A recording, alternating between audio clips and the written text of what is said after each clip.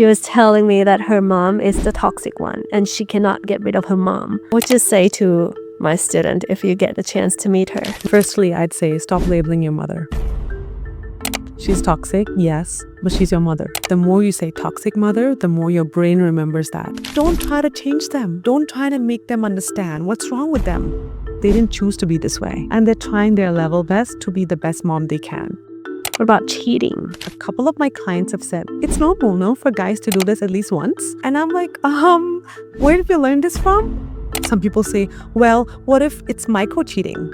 What if it's just like talking, but you're not doing anything? I'm like, ask yourself, can you live with that? I don't know how the society has accepted that for men, but not for women. Hey guys, welcome to Tea Time Truth. So today we are going to spill the tea and How about you? that's right. So I might look a bit different today, but don't worry. I just have a little bit of allergies and I'm totally fine. And let's focus on our guest today. We're here with Neha. Neha. Would you like to introduce yourself a bit? Sure. So I am a bilingual therapist, born and raised in Thailand, and now I work as a full-time therapist in Phuket. Wow, in Phuket. So how long have you been working at as a therapist? Yeah. So around, this is my 4th year. Oh, nice. How has it been, your journey? Yeah, I would say a lot of up and down. It was like a roller coaster starting now. It's always tough to work with people. But I found my way here and I'm happy and proud to, represent people's journey with their mental health and really glad to be able to help a lot of lives be transformed. But was it hard for you to, you separate your personal life with people's problems? Yeah, for sure. At first, when I started newly, I didn't know how to take care of my mental health. I didn't know how to draw the boundaries that was needed. And I was just overworking. I'm a self-employed therapist, so I won't work under any organization or clinic. So when I started on my career, I put my content out there. And I would say I was one of the first few therapists who started their platform online. And my videos went viral in the first few months. And a lot of people started texting me for my new bookings. And I only had 24 hours a day, just like everyone else. And all I thought I had to do was book people in. And I started going for my own therapy. And now I'm doing a lot. That's good to hear. But again, how did you deal with your burnouts? I mean, a lot of people have been through that and can't still get over it. I'm probably the one who is burning out as well, so I need some of your advice here. Sure. I actually just did a workshop on burnout this month. I think it's to really ask yourself, are we tired? Because if you're tired, then a good sleep too, or a few days of vacation will help. Right? Just take a break from work. But when you're burned out, it's like you don't want to look out for work. Everything about work just makes you feel drained. So if you're actually feeling drained by working, I think the first thing you should do is to listen to what your heart wants. So I started practicing self-care. I started going to the gym more, have that hour to myself. I started going for massages, get my head and leg area, get them fully massaged well. And that's when I felt like, okay, I'm listening to my body. I'm not listening to the people around me, but actually what I really wanted for myself. Mm-hmm. So one key tip is to listen to what you really want, not what others want for you. That's amazing. Yeah, that's great. So what's the difference between a psychiatrist and a psychologist? Okay. So I am a therapist that goes under the umbrella of psychologist. So you would go to a psychologist or a therapist when you want talk therapy, when you don't want to be diagnosed with any mental health disorders, or when you don't want to have any medications. So let's say you're experiencing feeling down, you're not able to move on from a relationship, you're going through family trauma, you want to talk it out with someone. You'd want to go to a therapist, right? You want a full hour to yourself. But if you're experiencing really bad, severe symptoms, like you're hallucinating, you're losing sleep, you cannot eat, are you losing interest, and it's affecting your day-to-day life, that's when you need to go see a psychiatrist in a hospital or in a clinic, because they're under the word doctors, right? So they'll be the one telling you what you need. Is it medication? Is it therapy? Is it chemotherapy? Trauma work, inner child work? and they're the ones who can actually diagnose you. So know yourself, know your symptoms, and then choose the mental health practitioner accordingly. So could you give me example of how should I categorize myself if I want to go see a doctor, but I'm not sure whether I need to see a psychiatrist or psychologist or a therapist? Like, how would I know? So ask yourself, are these symptoms really intense? If it's not as intense and a couple of days, you might need to see a therapist, talk it out. You might have a family problem. You might be feeling low, right? But if these symptoms have been really intense for the past, let's say 3 to 4 weeks or more than a month, you've been having insomnia, you can't sleep, you can't seem to digest your food, you're having mood swings, you're latching out to your partner, right? For unknown reasons. Okay. You need to go see a psychiatrist because the people around you are telling you that you're not okay, right? And you can't see it for yourself. So that's when I will say go to a psychiatrist and they will advise you accordingly, whether you need medications or you just need a therapist. Oh, probably everybody here needs some psychiatrist. So as you could see that a lot of people nowadays are, comparing themselves to other people's lives through social media because they've seen a lot of people posting videos or photos about themselves eating that, driving those nice cars. Would that consider to be healthy? So to a certain extent, I would recommend that if you're looking at their lives and you're being inspired, you want to mimic that, you want to add that to your bucket list, like it's amazing, right? But in our generation, we're not doing that. We're doing the complete opposite. And what's happening to us is we're trying to compare. Oh, they have this. Oh, they have a big car, a big house, a great husband, great wife. And then they're looking at themselves and they're thinking, this is all I lack. So what's happening to their brain is that instead of being grateful for the little things in life, they're starting to feel that their life is worthless and everything they have is never going to be enough because there's always going to be someone out there that's going to be more successful, that's going to be more famous, right? And so what happens as you scroll is you start having these negative beliefs about yourself that no matter what I do, I'm never going to succeed because there's always someone ahead of my game.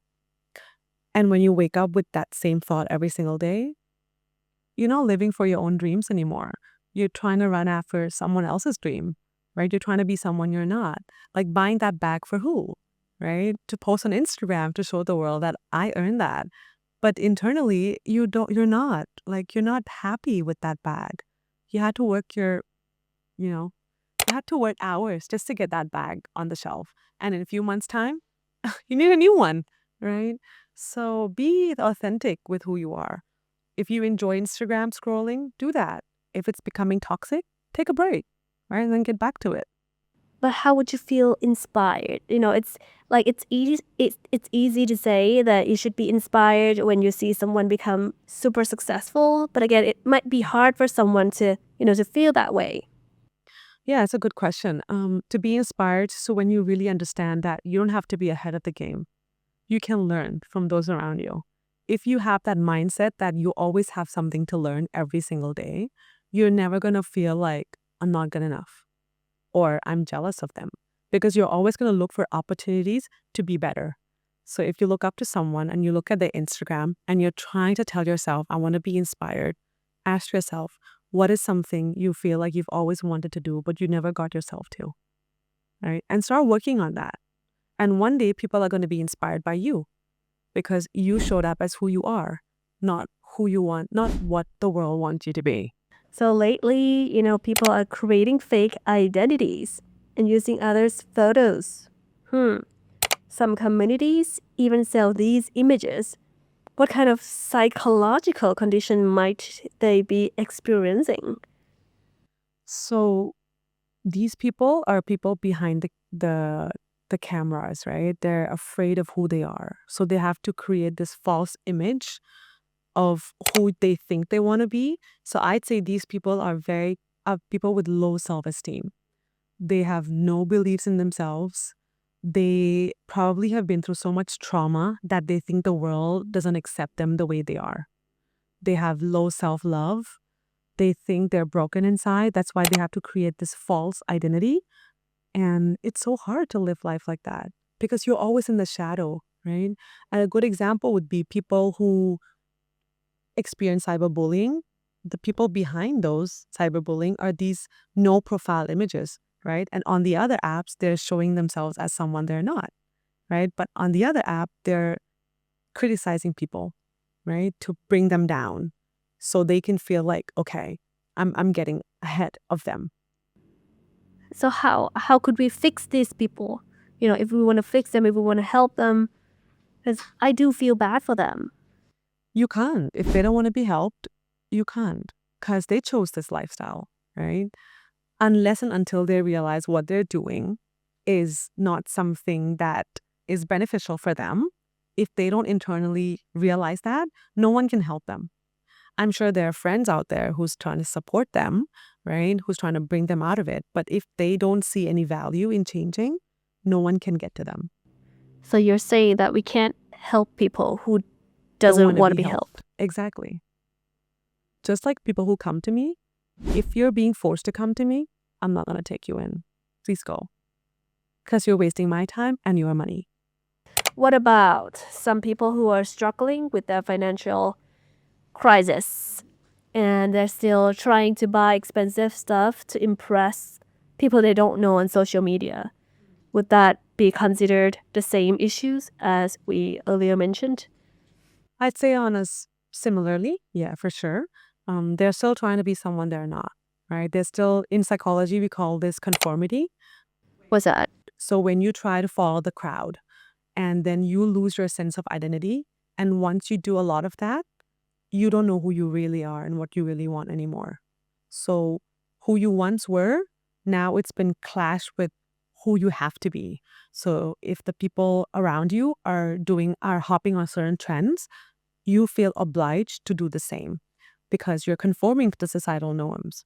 You think, no matter how much I have, I gotta waste every penny to be on the same line as my friends so that I'm still accepted. Oh, what if I am that person? I want to get out of that situation, but then again, I'm afraid that my friends, would dump me. Wow. What should I do? Wow. They're not your friends. If friends are gonna dump you because you are gonna be yourself with them, they're not your true friends. They're just your friends because you can vibe with them on their level. True friends don't do that. True friends let you shine on your own way, right? True friends really see your strengths and weaknesses. They see what you've been through and what you've accomplished, and they love you for the way you are. So choose your friends wisely, because if you're associating yourself with people who are doing that, it's so toxic. It's a toxic society to be in, to think about what are they going to think of me if I show up and just be myself. If I'm not going to wear these fancy earrings, are they going to judge me that I'm looking too plain? No. Right? That's not two friends. Yeah. You shouldn't be feeling this way when you're with your friends, right? You're right. So choose them wisely. You're right. At our age, it's easy to really understand what you're trying to say. But back then, when we were 18, 19 or something, it might be hard for some teenagers to really understand the message that you're saying. So what do you want to say to them, those teenagers who are trapped? Right, sure. I do have a couple who come and get consultation with me, around 16 to 20-year-old, who are trying to find their group of friends, and they have the exact same issue. And I tell them, you don't need a lot of friends. You might think you do, but you don't. You could be surrounded by 10 people during lunchtime, but you might not vibe with any of them, right? Because they're not your true friends. So I would give them a homework task and ask yourself, who do you call up when you're suffering? Who's that one person or two person who's there for you when you're at your lowest? Those are your true friends. So stick with your true friends. It's going to take time and a lot of practice, a lot of mental rehearsal, telling yourself that you don't need a lot of friends. But once you can break that cycle of, I need to be famous, I need to be liked, I need to show the world I have people who know me, you're going to start to understand that true friends are those ones who are quality friends. And they are the one who is going to lift you up when you're feeling down. They are going to be the one to say, no, you're better than this. Don't do that. Like, don't think that about yourself. And you're always going to be able to think of a few from the 10. Stick to those. Party with 10, but stick to those 2 friends. Oh. So why do some people always feel like they're never going to be good enough or they're not good enough, even though they are a good person? Right. This could stem from their childhood, right? This has a lot of factors, but mainly I'd say childhood background. If you grew up with parents who never complimented you, who never gave you the love and the support that you need as a child, who were never there for your important days, never there to celebrate your victory, you never knew what it felt like to be good, right? So these children then start to form relationships when they grow up to think that they have to earn this, right? They have to earn this compliment. Like when, let's say they get into a relationship, then a boy falls in love with them or a girl starts falling in love with them and they start complimenting. They're like, oh my gosh, this is what it feels like, to be complimented.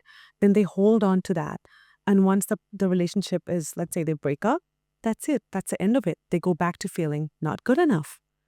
Someone who's gave them everything is now gone away. So they're stuck in this cycle of, I'm never going to be loved. My parents left me. I never got the love I deserved. I was neglected. They have this trauma inside of them, bigger scars. And there's no one out there who loves them enough to pull them out of that hole and to tell them that to be good enough is to start internally, right? So it becomes really hard journey for them the world is a dangerous place, right? People exploit you, people take advantage of you. So these people are the most vulnerable people. And I would say they are the easiest target for the people who want to take advantage of them. So they start falling into toxic relationships. And that's when they feel stuck in there. They can't get out of it, and so sad. Yeah, once you're stuck in that toxic relationship and you're not feeling like you're good enough, it's so hard for you to get out of it because you just kind of feel like, this is what I deserve. Is that correct? Because I've been seeing a lot of my friends, sticking with these toxic relationships, and I keep telling them to get out of it, and they'll be like, but no one is gonna love me the way that he did, blah blah blah. Like, how can we fix that? Like, how can these people fix themselves? What kind of mindset do they need? So you're a great friend to tell them that that's not good for you. But like I mentioned earlier, you can't help someone who doesn't want to be helped. So I'm sure these friends know that the relationship they're in is very toxic, but they can get their minds to believe that what's better for them is to get out of this relationship. Because their minds are telling them that it's better than being lonely. It's better than starting over. Being in a relationship for such a long time feels like an investment. Let's say you bought like few shares, right? You invested in some big company. You're not going to just one day take it all out. You've invested in years of that. So same thing. That's what's going through their mind. I'm not going to find someone who's better than him. Right? So they then feel like this toxic relationship is actually a warm shelter for them because it's something that their brain is used to. So the only way, it's funny when I say this, for them to get out is when they feel like, oh, this is the finish line. ไม่ไหวแล้ว. Like this is the time when I feel like I can't do it no more. Like they'll know it, but this is it. And they'll be the only one who can walk away and not look back. Otherwise, what's going to happen? They're going to walk away and they're going to be like, I miss them. And they're going to go right back into that after a couple of months. And the same pattern starts over, abusing, whatnot. So it all starts from them. For them to really realize that this is not good for me and I have a way out. And a way out is not as scary as you think. Loneliness that they're fearing is not actually real loneliness. It's just withdrawal symptoms from being with someone, Like love is a drug, right? So you just need a good support system to help you through that breakup and you'll be fine, Yeah, I used to be in a toxic relationship, and at that time, I felt like I didn't deserve good love because I wasn't good enough. But once I started developing myself, do something better for myself. I love myself more. I would never fall for the toxic love again. So it all starts by loving yourself first, Exactly. and no one will be able to hurt you, Yeah. There you learn something, right? right? Wow, amazing. I think we should, like, once in a lifetime, we should all been through some toxic love in order to learn how it right. feels. Do you agree with that? Yeah. I mean, I don't wish that for anyone. I wouldn't wish that for myself, but you're right. To a certain extent, you need to know what it feels like. Like, for kids to fall, it hurts. Then they learn. Same for adults. You need to at least go through a toxic relationship to really know what's stable and healthy for you. Right. Have you been yourself? Wow. I mean, not gonna lie, I'd say yeah, I have. And how did you get out of it? Through my friends and family supporting me through it, because I couldn't think for myself, right? And when they told me that it's not good for you, get out of there. Oh, it's like, okay, this is what it feels like to be alone, to start over. So yeah, it's definitely very refreshing to step outside of something you thought that was prepared for you. What causes someone to have a deep fear of abandonment? They don't want to be dumped. They feel like they might get dumped all the time. What causes that? So many factors as well. I'd say firstly, maybe being dumped over again and again. So if you've been someone who just jumps from one relationship to another, there's those kind of people where they can't stay single. So they jump from relationship A to B, B to C, and they don't allow themselves to breathe. So they don't know what it's like to be single. Now, from A to B, B to C, all of them are dumping her or him. Then you start to have this mindset of, okay, people abandon me. Second factor, people who have grown up with parents who abandoned them to live with their grandparents, to live with another guardian, to live in a place where there were not proper foster care, right? So those are the people who feel like, okay, because my parents abandoned me, my primary caregivers, the world will also abandon me. And they start living lives through fear. Thirdly, I'd say people who've been rejected. Let's say they express their feelings to someone, people reject them. Again, they feel abandoned. There's no closure, right? Their friends have bullied them, feel abandoned at school. They grow up to be someone who feels like they don't fit in. So these are the factors, mainly from society, from the people outside, that have not nurtured them when they really needed people to be there for them. And it's so disheartening that they can't help themselves. So something that could really help is therapy. When you go outdoors, the people are closing their doors against you.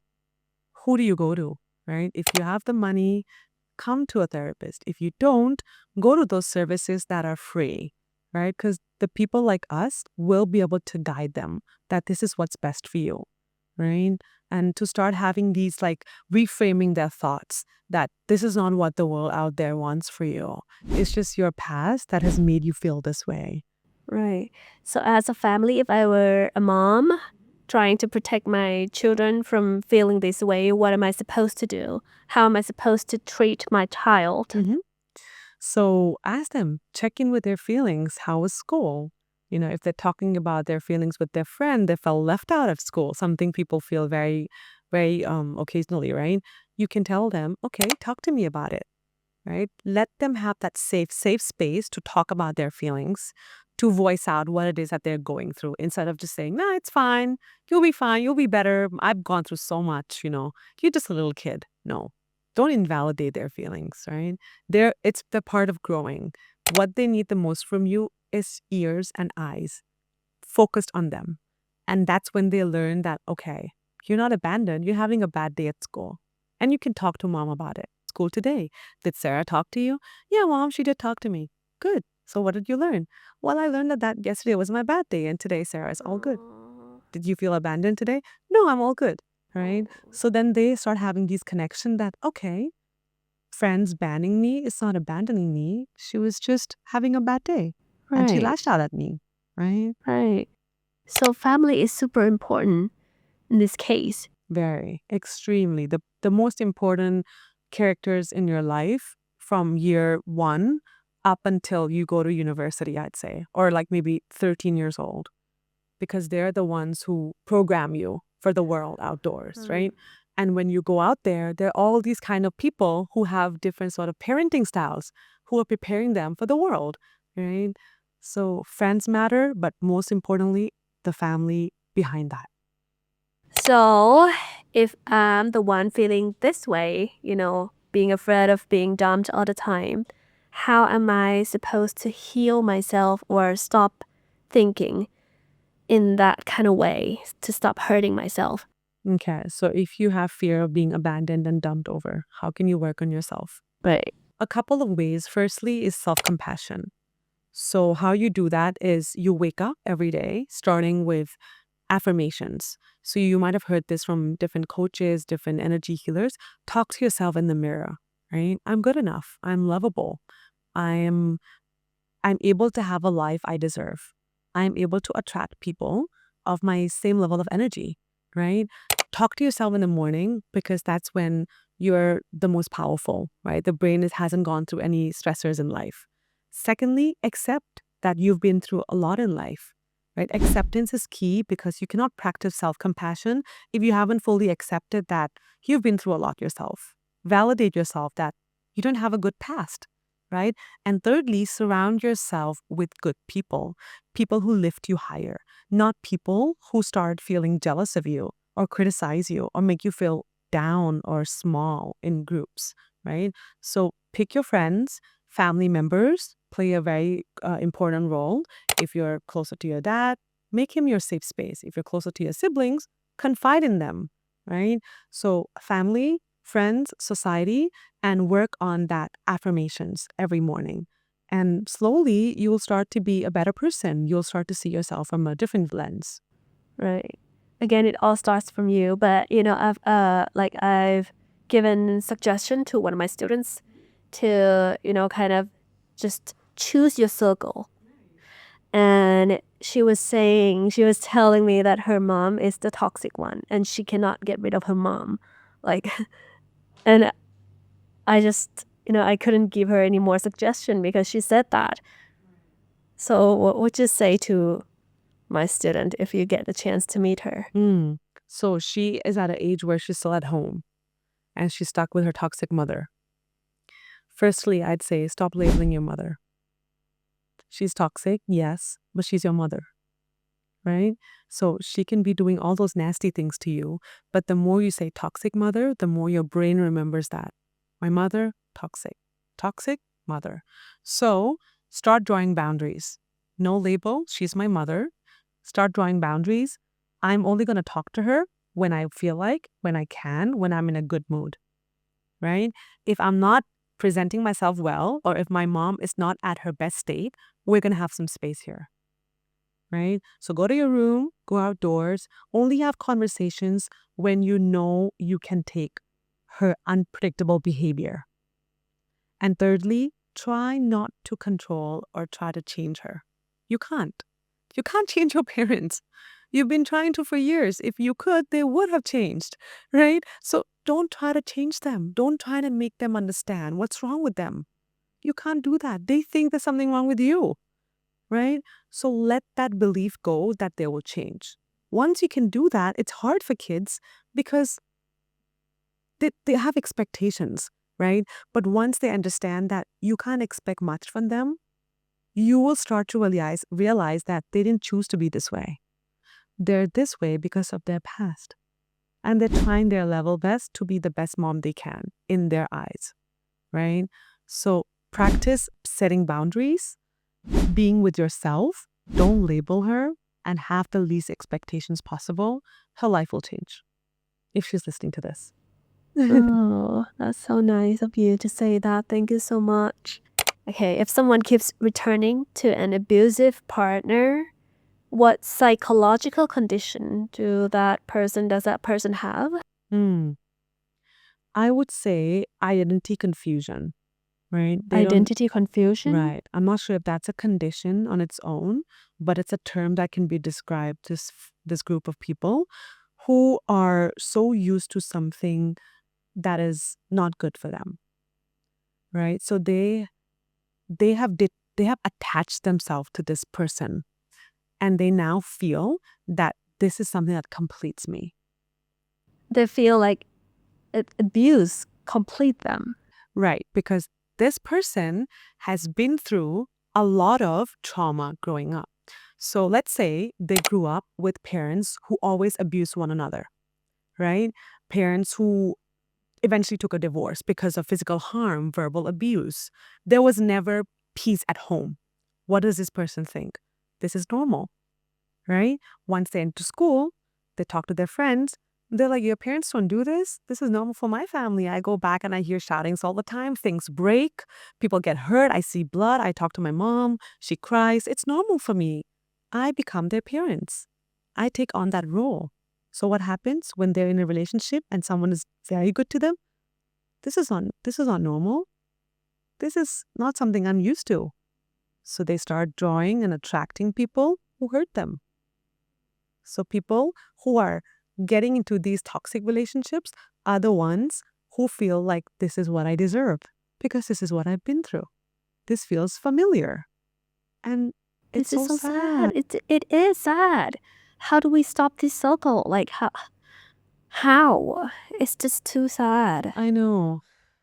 There's a lot of people who is going through this actually. And one of the ways that can help them is once they come out of this loop of when they realize that, oh, this doesn't have to be history doesn't have to be repeated. This is not actually healthy for me. I'm getting bruises, right? I cannot sleep. I have these fears of being around my partner. When they realize that this is not for me, therapy can help because therapy will help them work through their inner trauma, childhood scars, and really tell them how to step out of this relationship without losing yourself and still not feel like you're starting over and that you'll be alone, and how to accept healthy peace, not being on a roller coaster all the time. So a lot of therapy, a lot of talk therapy, mindset shifts, being with good friends. But that's hard because you can't choose that all the time. So starting place would be therapy. Okay, if I was born in an abusive family, do I really have to be in an abusive relationship, or could I just realize by myself that this is not right? Yeah. There'll be a tipping point in life when you feel like you've had enough and this is not right for me. And if you're that person, good on you. You can walk out. But not a lot of people have that confidence in them to walk out. So if you fall in that category of self-realization that this is it, I'm putting a full stop with this relationship and I'm just going to walk out, good. But walk out and not look back. Because what happens is some people walk out, they heal themselves for a couple of months, they forget the pain when they were in the relationship, and what happens? That guy or that girl comes knocking at your door 4 months down when you're single and happy. What happens? You go right back. Because you have forgotten the scars. You have forgotten what it felt like, that painful feeling, that toxicity. Because 4 months have gone by and your life is good, right? And you suddenly miss that person. You want to give them a chance. But not a lot of people do that. So if you're able to walk out and close the door, you've succeeded in, improving yourself and choosing what's right for you. So how can we tell if someone we're talking to or in a talking stage with is an abuser or manipulator? You might not be able to tell from the first few times you're meeting or talking because they might not show themselves yet, right? But as you talk, you might sense a couple of things. For example, they try to make you feel like you're always at fault. Huh. They start blaming you for things that you should be proud about or you're right. They don't take accountability for their mistakes or for not respecting you, for example. They throw everything back at you. And they have a way of doing that that's very sly. You can't tell that they're doing that because it's something that they've practiced that becomes natural. So when you like someone or when you're in that talking stage, you're automatically thinking that, oh my God, like I shouldn't have done that. Like he's right, she's right. And you start questioning yourself like, what am I doing? Like, I should change myself, you know? And you lose yourself in the process of trying to like someone who is manipulating you, but you have no idea that they're doing that. Unless you're someone who is very strong-headed and you know exactly what you want. There are a few people out there who have high standards. So they'll be able to identify these manipulators right away and they'll walk away because they play mind games. Wow, I want to be that high standard one. Like how to practice to be that person. Ooh, expose yourself to a lot of manipulators. I don't know myself. I think it's just something you feel. You can sense it. The more people you talk to, the more you can sense genuinity, right? From action, not from words. So with time, you'll be able to tell if they're really who they are. Huh. So once that person starts, blaming you for something that you didn't do or criticizing you for something that you're proud of, that's a red flag. Yeah, I'd say that. Big one. Yeah. And you should be smart enough to realize not too in love with that person to stop realizing that they're doing something wrong to you. Yeah, exactly. Because when love is there, you, like they said, right, you get blinded. So yeah, be very cautious when you're in that few months of getting to know someone. Don't let feelings get ahead of logic reasoning. That's what happens to our brain, actually. When you love someone, when you're trying to like someone, the emotional part lights up and the logic part slows down. So try to activate this part, which is, we call it the frontal lobe. Activate it more than the centers that's controlling your feelings. Wow. Is there a practice to activate my, frontal area of my brain? There's a couple. If you like puzzles, you be in situations where you have to do like board games, sudokus, anything that you have to solve, it's activating this part, right? When you talk to someone, if you know that you're feeling something, take a pause, take a few breaths. Blood flow is better to the brain.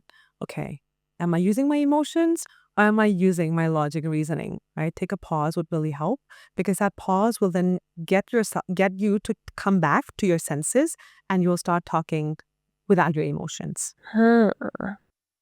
So practice okay. makes perfect. Right. Always practice. Don't be dumb. Be smart.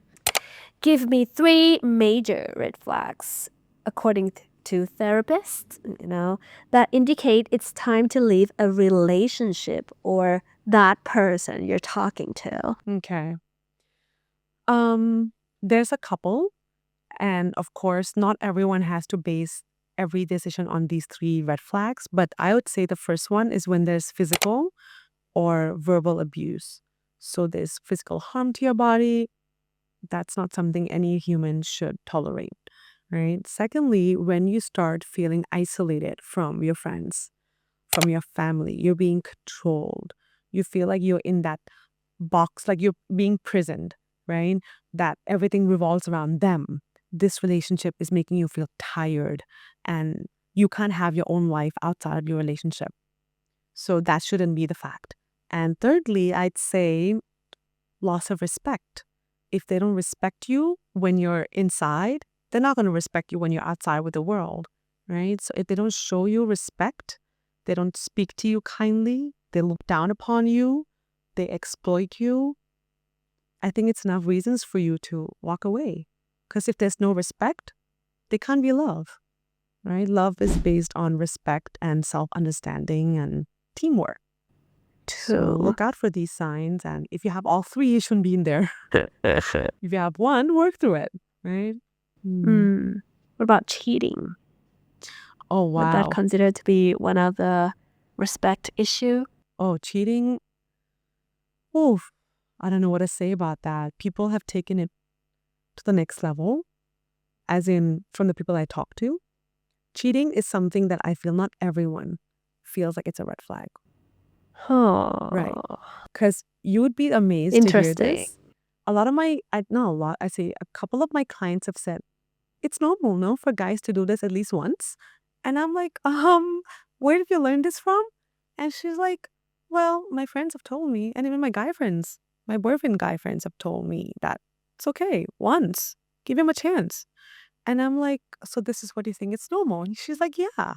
Don't you think? And I'm like, I have so much to say about this, but I can't change your beliefs, right? So if you've already told yourself that cheating at least is normal for men once, you're going to accept that, right?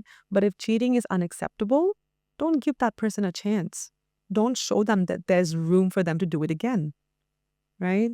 Some people say, well, what if it's micro cheating? What if it's just like talking, but you're not doing anything? I'm like, ask yourself, can you live with that?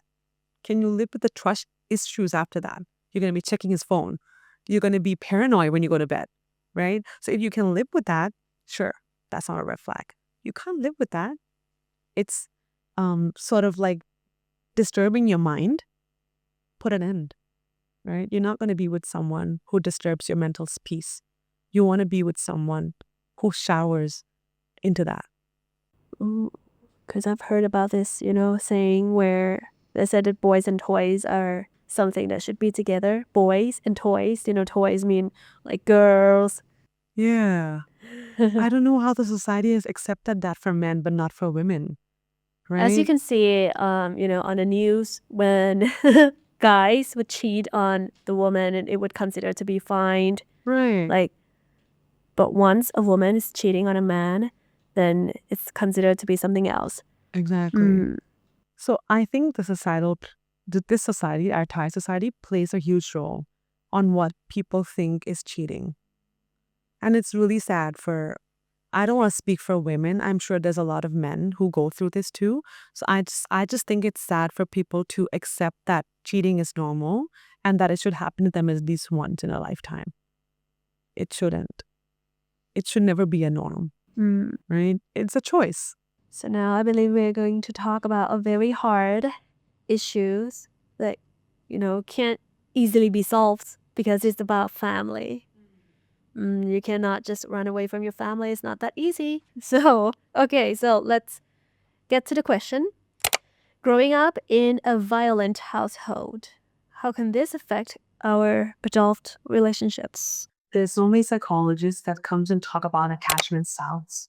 And I hear a lot of people now going on about telling people around me, I'm anxiously attached, I'm securely attached, I'm avoidant attachment, because it's become so widely known that because I had violent family household, when I develop new relationships, I'm always anxious all the time. I always have trust issues. Why? Because you were in the middle of chaos growing up. You saw your mom cheat on your dad. You saw your dad cheat on your mom. That's the thing you hear about all the time. What happens? You grow up and you start thinking, okay, you start becoming this person who has no idea who to trust. But again, if you cannot choose that, like how would you? Right? You can't choose your family. You can't choose how they love each other. You're an adult now. Let's say you're in your 20s, you're understanding life. You've just had your first breakup, and now you're realizing that this is what love is. This is what bad love is. Now you decide, what do you want for yourself? How do you want to heal from it? Right? And that's where you truly heal from childhood trauma, is when you stop blaming others. And you start understanding that because of generation gap, sometimes you all can't always control things. They can't fix things now, but you can. Yeah, you can. So it's all about a mindset. Like it's all about how you look at your past and how you learn from it. And a lot of people are still stuck at their mindset that it's because of that. They made me this way and broken.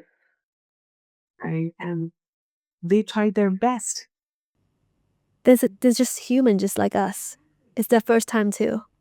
Don't blame everything on them. Make sure you learn from them. If they're not a good role model for you, then learn from them how to be a good role model for your kids in the future. Okay. So is it okay to leave your toxic family once you grow up, once you're an adult who can run away?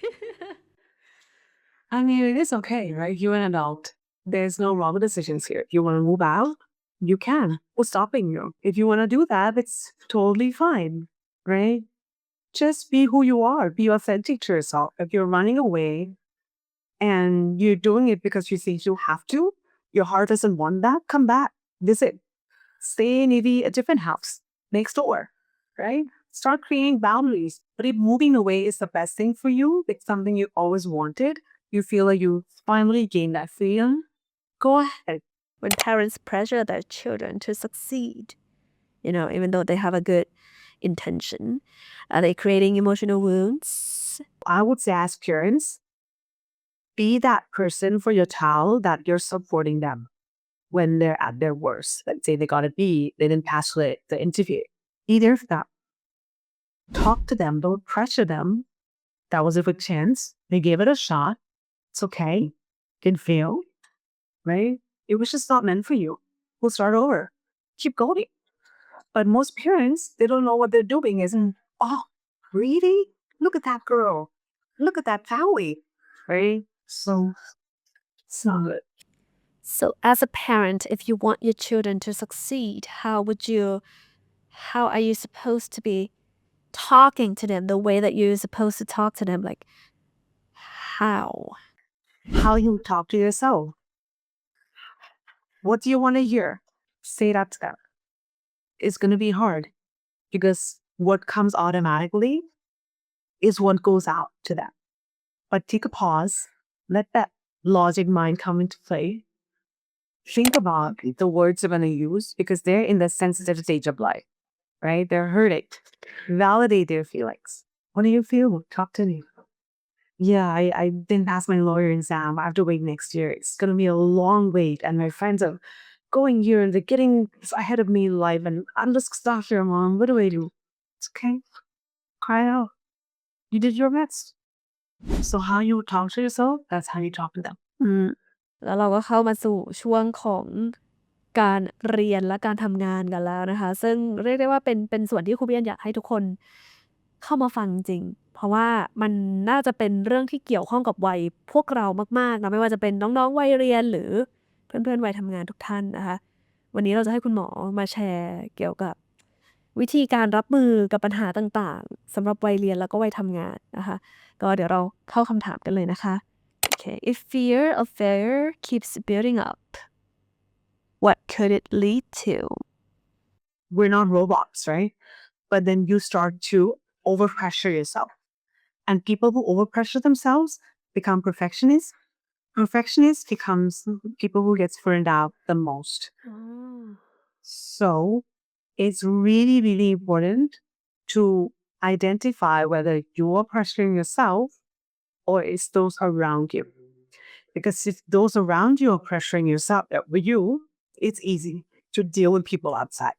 But if it's your thoughts, so you have to draw that line. You have to start practicing that. I can myself.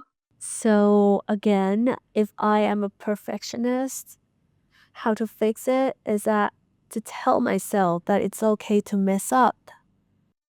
Yeah, do the mental work that's needed, right? Allow yourself to mess up. Create the safe space to mess things up. And I think it's happening a lot to a lot of people nowadays becoming perfectionists. You have to be perfect all the time. Even me myself, I feel like I'm a perfectionist when I'm working. I love you. Depressing, stress, burnout, like I told you, because once I mess up, I would feel so frustrated. Like I'm mad at myself for messing up a little thing. And it's hard to fix. Like I know it's not good for me, but again, like how do I fix it? Just tell myself that messing up is okay. Like it's not that sinful. Once you start messing up and you start messing up again and again and again, what do you learn? That I'm still alive. So you're doing the best you can. Yeah, I'll try.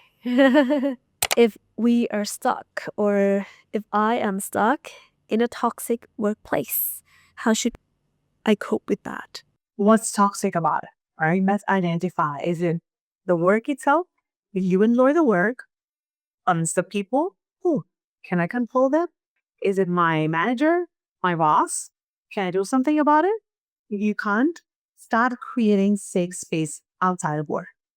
If it's something you're passionate about doing, you don't want to leave the job, start creating a safe zone outside work. meeting something that is meaningful after work. Okay, so what advice would you like to give to someone who would like to change jobs but is too afraid for a new start or a new beginning?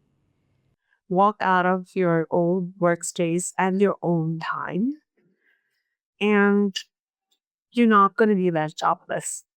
Take your time. I say, just be easy with yourself. No matter how much experience of work you have, people tend to pressure themselves because they're at a certain age. You're so human. Embrace that about you. And you can start over any day.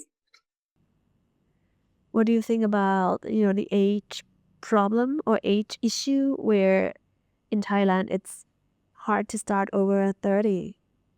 In your 30s, like if you're changing jobs in your 30s, then that's not such a good idea because people won't be accepting you or the company would be. Be confident. If you're confident, nothing can take anything away from you. Nobody. 30s, so what? You might be competing against those 20s, but if you believe in your skills, in your talents, and you sit till the interview showing them exactly what you're here for, they're going to believe in you. They're going to believe in that energy and confidence. So have that mental talk to yourself. It's just a number. Because here, in Thailand, it's so sad that people think that women above 30s are old. I don't know where that came from. So in a world that pressures us to succeed, what would you say to someone trying their best but still feeling not good enough? Feelings come and go. They don't stay with you for a lifetime.